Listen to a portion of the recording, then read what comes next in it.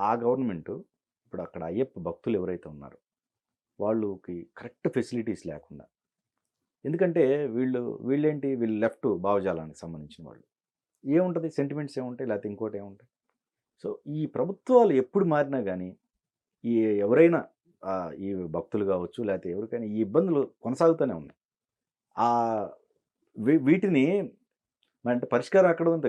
ప్రభుత్వం తలుచుకోకపోతే ఏమి జరగవు.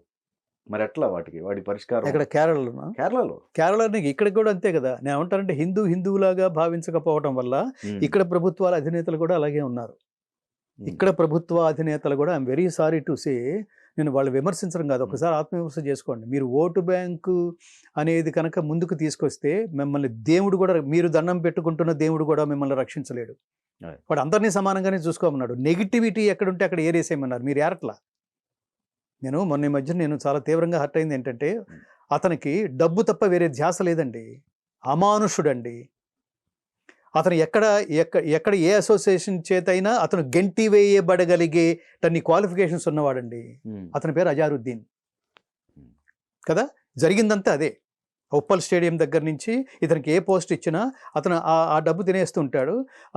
ఇండియన్ క్రికెట్ అసోసియేషన్ కూడా అక్కడి నుంచి, నువ్వు ఈ దేశాన్ని చివరికి తాకట్టు పెట్టే ప్రయత్నంలో ఉన్నావు, మ్యాచ్ ఫిక్సింగ్ విషయంలో యూ గెట్ అవుట్ అన్నావు. అతన్ని పిలిచి సత్కరించడం ఏంటండి?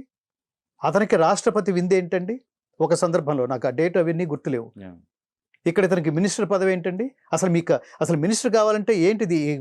మళ్ళాంటి వాళ్ళకి అసలు ఏం క్వాలిఫికేషన్ ఉండాలనే పాయింట్ వస్తే కన్ఫ్యూజన్ కదా. రౌడీలు ఉంటారా? గూండాలు ఉంటారా? ఐడియాలజీ లేని వాళ్ళు ఉంటారా? ప్రజల పట్ల ప్రేమ కృతజ్ఞత లేని వాళ్ళు ఉంటారా?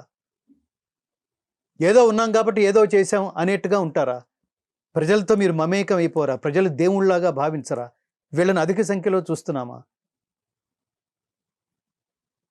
నేను ఇవన్నీ అంటే రాజకీయ ప్రయోజనాల కోసం ఇన్ని మెట్లు కిందకి దిగాలా? అది నేను బాధపడుతున్న విషయం. ఇప్పుడు నేను ఒక సందర్భంలో నేను చాలా ఆనందించాను స్వామి. అదేమిటంటే, మొట్టమొదటిసారి అసెంబ్లీకి వెళ్ళినప్పుడు గోపూజ చేసి దంపత సమేతంగా, భార్య సమేతంగా గోప్రదక్షిణ చేసి వెళ్ళారు మన ముఖ్యమంత్రి గారు, తెలంగాణ ముఖ్యమంత్రి గారు. అక్కడ ఆయన ఓతు తీసుకోవడానికి చాలా ఆనందించాను. చాలా గొప్ప బొట్టు పెట్టుకుని, చాలా చాలా గొప్ప సెంటిమెంట్ అని. మొన్న హైడ్రా విషయంలో కూడా ఆయన రేవంత్ రెడ్డి గారు, ఇంకా నేను ఆ సమయంలో అమెరికాలో గీతా ప్రచారంలో ఉన్నా. అక్కడ టీవీ పెడితే అసలు కర్మణ్యేవాధికారస్తే మా ఫలేషు కదాచన మా కర్మ ఫలహేతుర్భూ మాతే సంగోస్త్వ కర్మణి నాకు స్ఫూర్తినిచ్చిన ఇది నిమిత్త మాత్ర